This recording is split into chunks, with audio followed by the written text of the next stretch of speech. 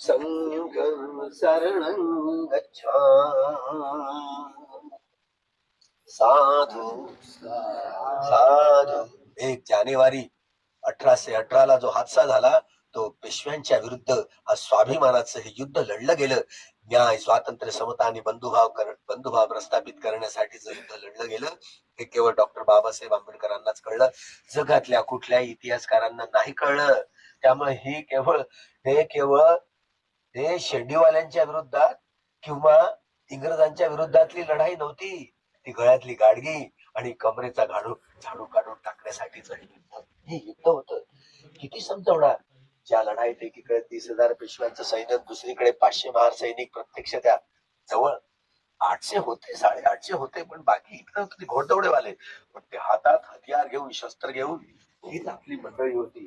त्यावेळेला बंधनावर जी लढाई झाली त्या महार सैनिकाच्या वाट्याला 56 झालं. लगा तुझ्यासारखे 56 पाहिल्याने म्हणतो त्याची पगडच त्या ठिकाणी उत्पन्न झाली.